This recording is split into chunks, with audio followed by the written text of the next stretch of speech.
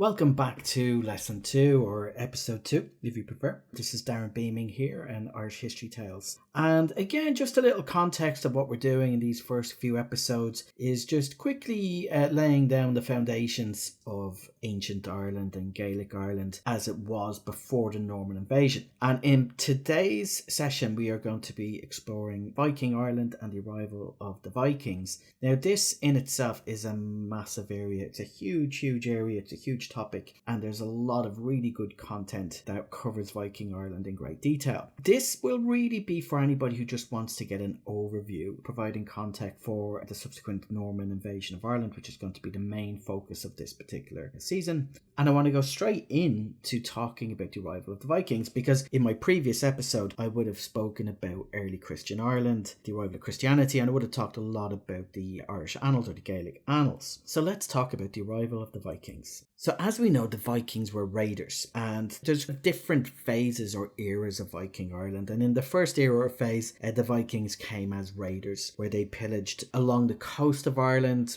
using their longboats to sail down rivers and attack Gaelic settlements, particularly Christian monasteries, which had more wealth. Remember, Gaelic society in the 8th and 9th centuries and beyond even is very much rural based. They don't have major towns and they don't have major ports. They live inland and they breed cattle and farm. So the Vikings would have been sailing upriver, as I said, to try and find wealth, and there was a lot of wealth. Remember, we talked about Ireland being the land of saints and scholars, where a lot of wealthy nobles were sent for their education. So these early attacks were largely carried out by Norwegian Vikings, and as I said, they were mostly targeting coastal monasteries. The Vikings used their very fast and manoeuvrable longships to sail up rivers like the Shannon, the Boyne, the Liffey. By the mid-9th century, by around the 840s, the raids began to even intensify further, and the Vikings began to spend the winter in Ireland because, as I said initially, they came as raiders, they'd pillage, and then they'd get back into their ships and sail away. But over time, as they were trying to reach further and further inland, they began to set up bases and longforts, as they would become known as, these naval camps essentially, where they could kind of bring in their ships and protect themselves from reprisals and Gaelic raids in retaliation. One of the first longforts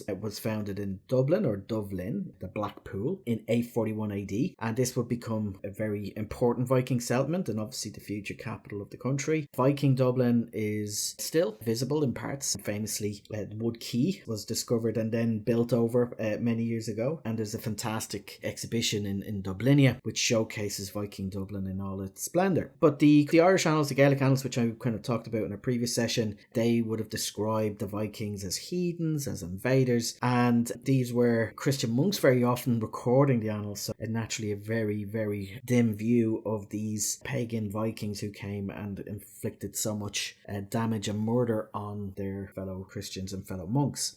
We have Viking leaders like Olaf and Ivar, that's Ivar the Boneless, who arrived in 853 to establish a strong dynasty within Ireland. And as I said, the Vikings begin to settle. And this is really the second phase. As I said, we had that first phase where they came as raiders. And then in the second phase, they're beginning to settle down. A lot of the Vikings would have noted the quality of the land. And this is why the Vikings became colonizers and settlers rather than just simply raiders. By 902 AD, the Gaelic temporarily pushed the Vikings out of Dublin, but this little break or this hiatus was quite brief. They returned in force in 914 AD, and they established a second and more permanent wave of settlement and urbanization. The Vikings would go on to found other towns and future cities of Ireland. Obviously, we talked about Dublin, but Waterford, Wexford, and again, to note the use of Ford in the names of those towns, but also Cork and Limerick. And eventually, these little towns, as they would have been at the time, would essentially become city-states, like old Greek independent city-states. But they were independent of the Gaelic kingdoms that surrounded them. So, for instance, when we start talking about Dermot MacMurrough and the Kingdom of Leinster, it's important to note that Dublin, while geographically located in the province of Leinster today, was separate to that kingdom and was ruled by a series of initially Viking and then later Ostman,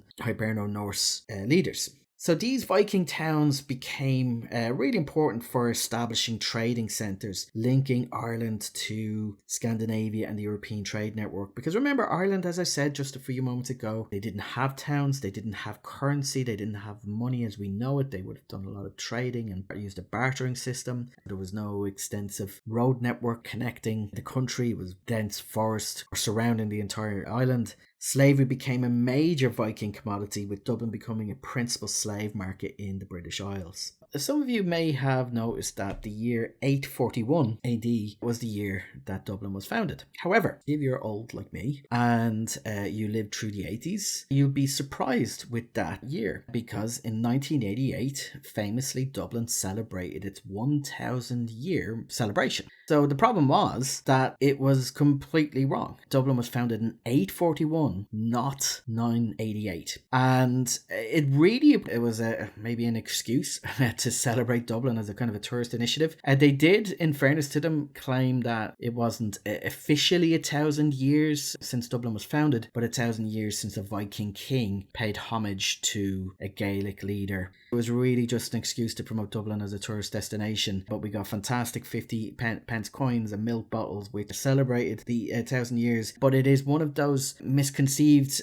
parts of history, particularly for people from Dublin itself, where they actually believe that Dublin was founded in 988 AD, and they have a very good reason to believe that, which is because the Dublin City Council celebrated 1,000 years in 1988, but their actual answer is 841 AD. As I mentioned already, the Vikings, in addition to bringing the first towns to Ireland, they also introduced money and silver into the economy. They began minting their own coins from about 997 AD.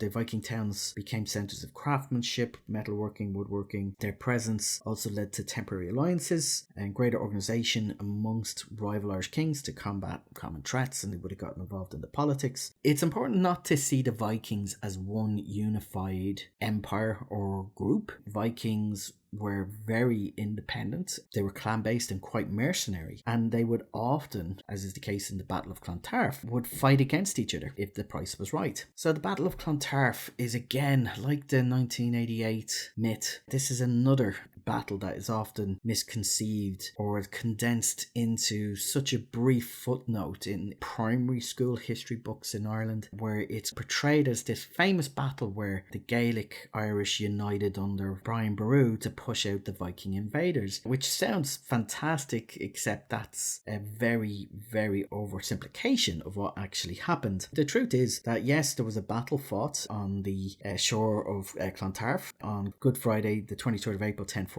but the reality was, rather than this great show of Irish unity, this was really an Irish civil war, or Gaelic civil war to be more precise, between Brian Boru, who was the High King of Ireland at the time, and the King of Leinster, and also supported by the Viking King of Dublin. And this civil war had two armies face off each other on 23rd of April 1014, in which Brian Boru's Munster army defeats the Leinster Viking force. But as I said, Brian Boru had Vikings on his side too. And just to be clear, again, another misconception is of what a High King actually is. So a High King isn't a hereditary role as such, but rather the most dominant king on the island of Ireland. And we're going to be exploring more about that in our next episode. But the battle, as I said, was fought over a full day on Clontarf, and became very, very symbolic, because it became this idea years later that Brian Boru, as not only as a Gaelic champion but a Christian champion, took on the pagan Vikings. But that's not the case. Brian's clan, the Dalgash, would change their name to become O'Brien to honour the High King, because he famously dies at the end of the battle. He was praying in his tent after the victory, and a fleeing warrior stumbled across his tent and slew him.